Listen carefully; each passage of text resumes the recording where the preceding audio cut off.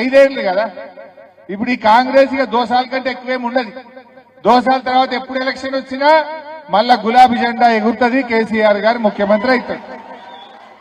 అప్పుడు మంచిగా మీ పనులు ఇంకేమైనా మిగిలిపోయినాయి ఉంటా నా బాధ్యత, సునీతమ్మ బాధ్యత, తప్పకుండా వాటిని మీకు చేపిస్తాం. ఇంకేమైనా మిగిలిపోయినాయి ఉంటే ఎవడన్నా మిమ్మల్ని తిప్పలు పెట్టి రాసి పెట్టుకోండి. మన గవర్నమెంట్ వచ్చినాక మిత్తితో సహా అని చెల్లిద్దాం. ఏం భయపడకూడదు, ఎవరిని విడిచిపెట్టేది లేదు ఈ తాప. సో ధైర్యంగా ఉండండి. మా ఓడిపోయిన వాళ్ళు ఉన్నారు, మీరు కూడా బాధపడద్దు.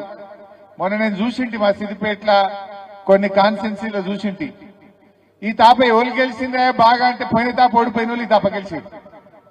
ఎక్కువ మంది పోయిన తాప ఓడిపోయిన వాళ్ళు ఈ తాప సర్పంచ్లు అయింది. అందువల్ల ఓడిపోయిన వాళ్ళు బాధపడకుండా మీకు భవిష్యత్తు ఉంటుంది, గెలిచిన వాళ్ళకు బాధ్యత ఉంటుంది.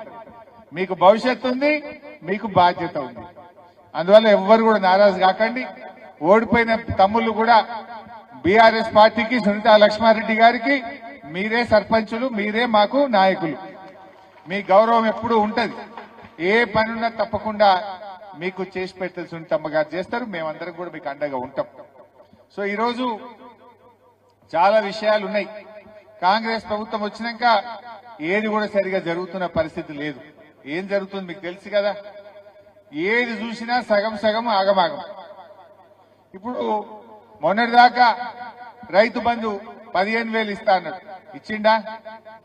2 పంటలు రైతు బంధు ఇచ్చిండు, 2 పంటలు ఎగ్గొట్టిండు. సగం ఇచ్చిండు, సగం ఎగ్గొట్టిండు. మధ్యలో ఒక వానకాలం ఎగ్గొట్టిండు.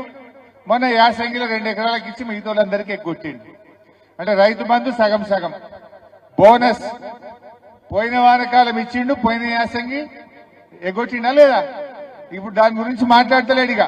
ఇప్పుడు మళ్ళా వానకాలం ఇచ్చిండు, మళ్ళా యాసంగి ఎగ్గొడతాడు.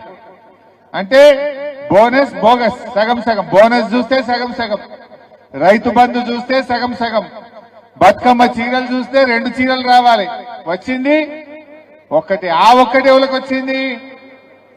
ఆ ఒక్కటి కూడా సంఘాల్లో ఉన్న వాళ్ళకే వచ్చింది. అంటే అత్తకు లేదు, బిడ్డకు లేదు, తల్లికి మాత్రం ఇచ్చిండు. ఇప్పుడు అత్త ఏమనుకోవాలి? నా కోడలు కట్టుకుంది కానీ నాకు ఇయ్యలే అనుకోదా? బిడ్డ ఏమనుకోవాలి? మా అమ్మకి వచ్చింది కానీ నాకు రాలేదు అనుకోదా? కేసీఆర్ ఉండగా అత్తకి ఇచ్చిండు, బిడ్డకి తల్లికి ఇచ్చిండు, అందరికి ఇచ్చిండు. కానీ రేవంత్ రెడ్డి 2 బతుకమ్మలకు ఇచ్చింది ఒకటే. ఆ ఇచ్చిన ఒకటి కూడా సగం మందికి ఇచ్చిండు, సగం మందికి కొట్టిండు. అవునా కాదా? ఈ రకంగా అంతా ఆగమాగం. ఏ పథకం చూడు, ఇందిరమ్మ ఆత్మీయ భరోసా అన్నాడు, కూలీలందరికీ ఏడాదికి 12,000 ఇస్తా అన్నాడు, డబ్బా కొట్టిండు, పెద్ద పెద్ద హోర్డింగ్లు పెట్టిండు, ఫ్లెక్సీలు కట్టిండు, ఉపన్యాసాలు కొట్టిండు. చూసింది ఏంటంటే మండలానికి ఒక ఊరికి ఇచ్చిండు, అన్ని ఊర్లకే కొట్టిండు. ఒక ఊరికి ఇచ్చిండు, అది ఒక తాపనే ఇచ్చిండు, మిగతా ఊర్లకి అది కూడా ఇయ్యలే. రాజీవ్ యువ వికాసం అన్నాడు, ఇక వచ్చినాయి 6,000 కోట్లు, 6 లక్షల మందికి ఇస్తున్నామన్నాడు, రేపటి నుంచే పడతాయి అన్నారు. పెద్ద పెద్ద హోర్డింగ్లు పెట్టిండ్రు, అది వికసించక ముందే వాడిపోయింది. ఆ రాజీవ్ యువ వికాసం పత్తా లేకుండా పోయింది. వచ్చినాయా పైసలు?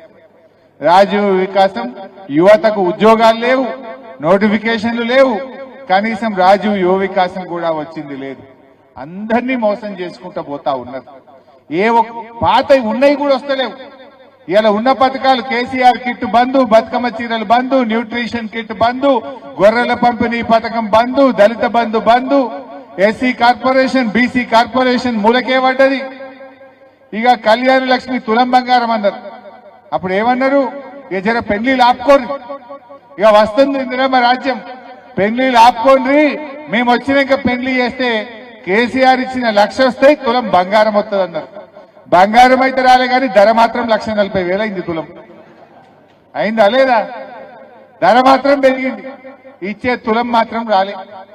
మొన్నెవరో ఎమ్మెల్యే గారు, ఆయన రామగుండం ఎమ్మెల్యేనట, కళ్యాణ లక్ష్మి చెక్కిస్తే ఆమె బిడ్డనెత్తుకొచ్చి, అరే ఏమైందమ్మా నీకు పెళ్లి ఎప్పుడా అంటే, పెళ్లి 1 ఏడాది దాటింది సారు, ఇవాళ బిడ్డ పుట్టినాక నువ్వు చెక్కిస్తున్నావు అన్నాడు.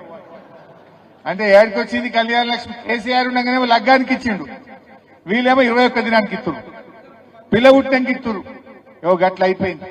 ఇవాళ కళ్యాణ లక్ష్మి దాదాపు 900 కోట్ల రూపాయలు కళ్యాణ లక్ష్మి కింద ఈ ప్రభుత్వం బకాయి పడ్డది.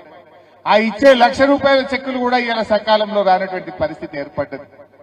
పిల్లల ఫీజు రియంబర్స్మెంట్ ఇవాళ 9,000 కోట్లు పిల్లల చదువులకు కాంగ్రెస్ పార్టీ బాకీ పడ్డది. కేసీఆర్ గారు ఉండగా ప్రతి సంవత్సరం 2,500 కోట్లు స్కాలర్షిప్ల కోసం పిల్లలకు ఇచ్చిండు. ఎస్సీ ఎస్టీ బీసీ పిల్లలు చదువుకోవాలి, ఇంజనీర్లు కావాలి, డాక్టర్లు కావాలని ప్రతి ఏడాది కేసీఆర్ గారు డబ్బులు ఇచ్చిండు. కానీ రేవంత్ రెడ్డి గారు వచ్చినాక ఎస్సీ ఎస్టీ బీసీల స్కాలర్షిప్లు ఆగిపోయినాయి.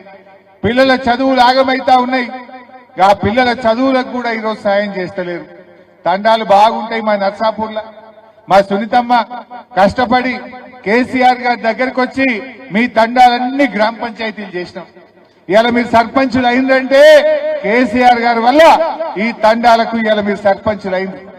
ఆనాడు కేసీఆర్ కదా 10 ఏళ్లు కొట్లాడినా తండాలు గ్రామ పంచాయతీలు కాంగ్రెస్ వాళ్ళు చేయలే. కానీ కేసీఆర్ గారు మీ తండాల మీరే పాలకులుగా ఉండాలని మిమ్మల్ని సర్పంచులుగా చేసిండ్రు, గ్రామ పంచాయతీలుగా చేసిండ్రు. ఈరోజు కాంగ్రెస్ వచ్చినాక